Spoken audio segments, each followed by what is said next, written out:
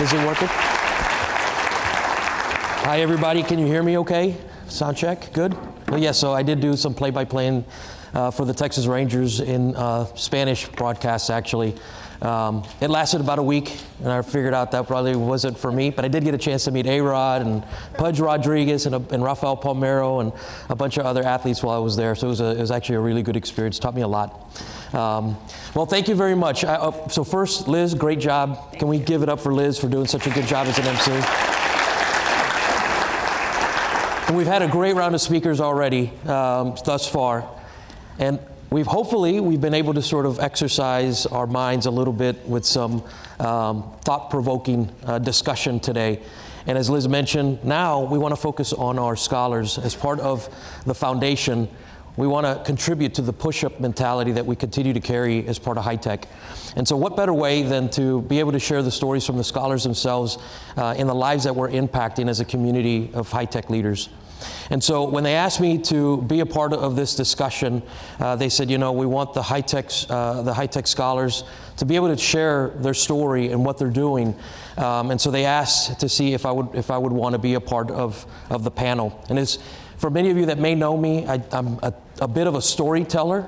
And so for me, it just made sense to be a part of this and to share their story with you as well. And I think I actually kind of responded like my 3-year-old nephew would have, yeah, when they asked me to do it. So I was excited to be a part of this. And so at this time, I'll ask the scholars to join me on stage, and we'll get started, and hopefully we'll get a chance to touch a little piece of your heart and share with you how you can all help contribute to our push-up mentality.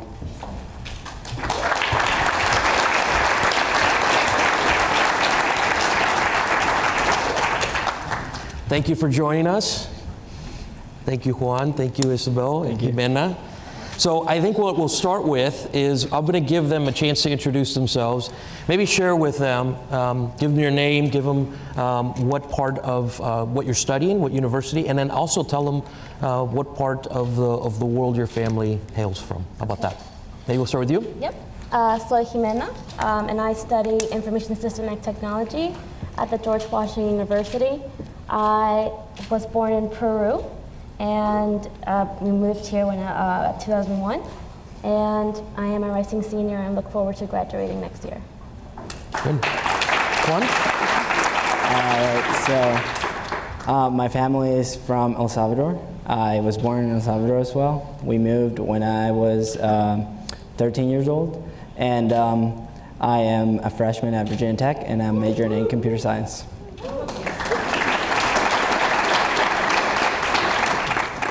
Hi, my name is Isabel Gallegos. I'm a rising sophomore at Stanford studying computer science. My mom is from the Philippines. My dad's family has been in New Mexico for generations, and I grew up in Albuquerque, New Mexico. So we had a chance to connect earlier this week, and we've been spending time on the phone together, obviously to get to know each other. But when we had an opportunity to really spend time face to face, what I enjoyed was really seeing their faces light up when I asked them to talk about their story and to talk about the support system that they have back home, and how HITEC really in this opportunity, right, to be scholars and for us to provide them support has really begun to sort of change their lives. So, but before we get to the story itself, I want each of you to kind of share with them your own personal perspective, not the canned professional answer, but the personal perspective about why you love technology. Why is it so important in your life? Well, for me, I was just an inspiration. Like, I was already inspired by my father, and honestly, I feel like I am following his footsteps, and it really means a lot to me to be able to, just finish where he left off. He didn't get to, finish school. And also, I think it's really interesting, and I like that it includes like critical thinking, and I feel always really challenged since never born. Yeah. What about you, Juan? So what I like the most about technology is how the industry is so big, and it's like it covers an umbrella of many other industries. It's not only technology, but technology is in every other field. And I just like how you're able to apply your knowledge to many other fields. So that's why. Isabel? At like a personal level for me, when I was growing up, I really liked puzzles and problem solving, so I think that technology fits in really well with that. I think that it's just inherent, especially in computer science, you're always problem solving, so I like that. But I also agree with Juan. I think that the applications of technology are so broad and they have the power to affect so many people. And so I think knowing that I have the potential to have that big of an impact, I think that that is really meaningful to me. Yeah. Okay, so let's talk about your backgrounds, your story. Growing up, what was it like for each of you, and what support did you get from your families to now pursue this technology track in school? Well, definitely moral support. They honestly, like, the parents were probably like, you know, my cheerleaders. They always wanted the best for me. And I guess, you want me to share my story? Yeah, please. So coming into the United States, 2001, it was a little bit hard because you kind of have to blend in, like Peruvian, you have to like blend into American tradition. I think that was a little bit hard. But then once I finished high school, I started to really question, like, what do I really want to do? And I did some programming and website developing when I was 12 years old. I didn't realize it was coding at the time. I thought it was just a hobby. It was something that I really liked, you know, just playing with applications and code. And I believe that I was kind of like really doubting myself prior to college. I didn't think that I was smart enough to, study information technology. Eventually, I cut all that out. Again, my parents were very encouraging, and I started to believe in myself. And that's when I started to enroll. I enrolled into Northern Virginia Community College, and that's where I realized that I love programming. I really like networking, and playing. I really like playing with servers. I really like actually getting really a hands-on experience with configuring servers. But most of all, I'm not sure if you guys, I'm sure you guys have know this organization called Year Up. I joined Year Up, and they have helped me immensely. They have developed me into a professional, and my speaking skills still need to develop, but I believe that they really do empower urban students, just like this organization has done for me. And after that, I graduated NOVA, and now I think I'm at my highest potential at this time. I work full-time as an IT analyst, and George Washington is allowing me to also pursue full-time school at night. It's just really inspiring, and I really like to push myself further, and now I know my full potential. And lastly, what really inspires me is that I am able to let my parents know that their sacrifice was worth it. Thank you. Yes. So Juan, we're going to come back to you here in a moment. Okay. Isabel, would you mind telling your story? Sure. So as I mentioned, my mom immigrated from the Philippines when she was a kid. My dad also didn't grow up with a lot, so they both didn't come from a lot, but they both became engineers. So as the daughter of two engineers, it was pretty natural for them to support me in my interest in STEM. So I think that beyond the support that they gave me in terms of like finding ways to nurture my interest, I think that they set an example for me of how to be confident in what I do, and how to essentially like be a role model and turn back around and help other people. I think when I was in high school, I took some computer science classes, but I didn't really have a good experience in them. I didn't have a lot of confidence, but my mom is also a computer scientist, so having that role model in my life, I think, gave me the encouragement to continue going forward. I think without that, it would have really been easy for me to just choose a different path. And so I think that now that I've had those role models in my life, I think that that's instilled in me kind of this attitude of, like we talked about, like turning back around and helping others. So now I do a lot of outreach with like middle school girls, because I think that that's really important to help them have that confidence too. And Mom's in the audience, right? Yeah, my mom. Could we have Mom stand up? I think she's recording.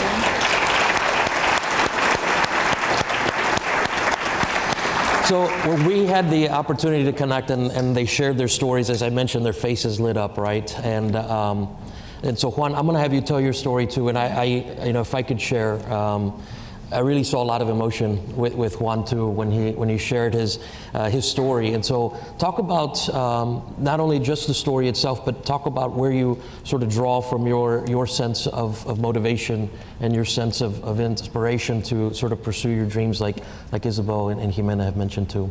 So I guess it's all comes from my parents. My parents, my dad grew up with not a lot. My mom, she grew up with not a lot, and they both succeeded, and they both went to college in El Salvador, and they set a role model for me, like that this is a path that you take if you want to become a professional, you want to study, you want to be a professional in a field. And just my parents have always supported me, like ever since. They don't really know, they're not techie persons, but they don't really know what I'm doing when I'm on my computer. But Sound familiar to anybody? they've always like supported me financially mostly. Like they got me my first computer, and they when they saw that I could do all this stuff, and I was like, hey, do you want to see what I just did? And they tried it, and then they actually could see what I was doing, and they supported me a lot in that way. And they're still supporting me financially, and they are very excited for me to go to college, and they really want me to follow their footsteps, and like I really want to make sure their sacrifice is worthwhile, and that's why I want to major in computer science, and I'm so glad that they are allowing me to pursue my dream. Sure. So a common theme that we actually heard, and when we reflect back to even our morning discussion with Annette and Nellie, was this sense of self-confidence, right? And sometimes maybe feeling that you fall into sort of a state of maybe being less motivated, right? And wanting to tackle challenges, et cetera. And one of the things that each of them was able to share with me is that they have gone through some pockets of that activity too, where they felt maybe that they didn't have the confidence or to really sort of aspire to pursue a track in STEM or in technology. And one of the things that I wanted to do while we were here, and it kind of struck me this morning when we were listening to Annette and Nellie talk about how we have to find that source of inspiration. And HITEC and really the foundation and really this community. And so I know I recognize that some of you may be new to HITEC and this may be your first event. Others have been a part of our journey for quite a while. And as we talk about the push-up and pull-up mentality and the mantra that we have, that we want to be that fountain of inspiration, of motivation, right, for folks. And we talk about how, our families typically end up being where we find inspiration and support that really sort of motivate us, right, to sort of seek out our dreams and aspire to do more. And what we view HITEC, and my personal opinion on this, is the way that we view the HITEC Foundation is it's an accelerator, right, that essentially captures and multiplies that effect, because we all have an opportunity to contribute to lift our communities together. And it doesn't just impact numbers, right? Because we talk about numbers a lot. And this is why we wanted to bring the scholars, because it's impacting families and real people, right? The real faces of the families and the lives that we're changing. And so every little piece of contribution that we can make, whether it's a word of encouragement, whether it's a $10 donation, or whatever it may be. And if you think about the size of the room today, we just talked about some of the largest gathering that we've had at HITEC in history is here today at a summer summit. If we all donated $10, right, that's one more scholar that's sitting up here.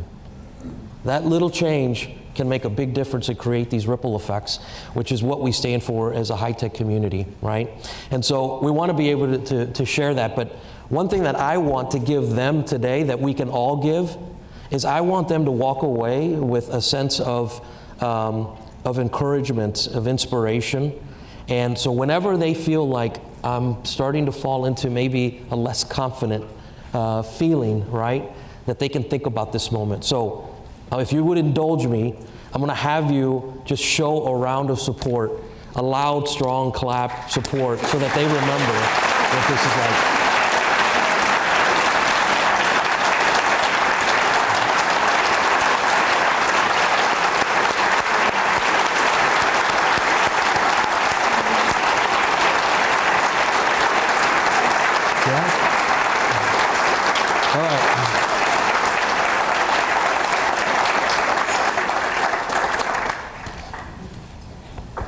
It's okay.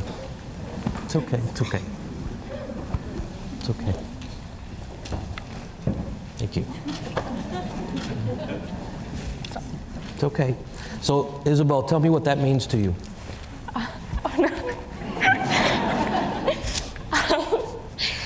I think, like, for me, I've struggled a lot. Oh my God, I'm so sorry. It's okay. Take your time.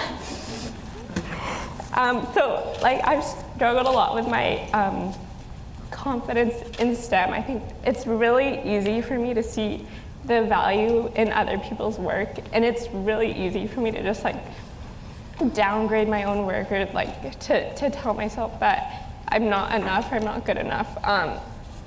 Even if I do have, like, my parents telling me that, like, they've been a huge support for me. I'm so sorry. So I think that I can't really explain how much it means to me to, like, have this kind of support. Like, even just, like, being here and seeing all these people who have been so successful. Like, I think, like, every single one of you guys is, like, a role model for me. And seeing other people do that and seeing that they're supporting us as well, I think that that just makes me feel so empowered. What about you, Juan?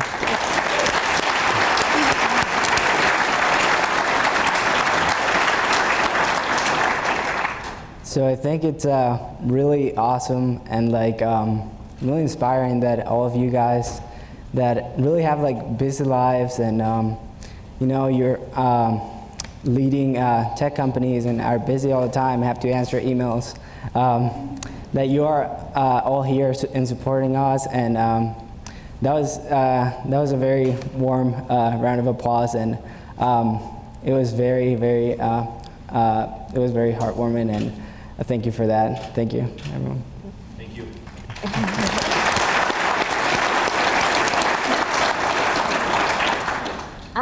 So for me, I believe that when I looked around the room and I saw like love. I saw like, every time I saw like everybody into like, when I look into someone's eyes or everybody's eyes, like I knew that they were just like kind of like saying I don't know how to explain it, but I felt like so much encouragement. And I did get to talk to a lot of you guys, and I found it really inspiring. And it just really moves me to see how passionate everyone is to uplift and contribute, especially when it's hard being like the only one, being pioneers in your field, and that's what I felt like. And yeah, I guess I thank you so much. I really felt it from all of you. Well, so I know we're down on time here, but again, hopefully that's a call to action for all of us, right? That, I mean, we've got future leaders sitting here, right, that really understand our mission.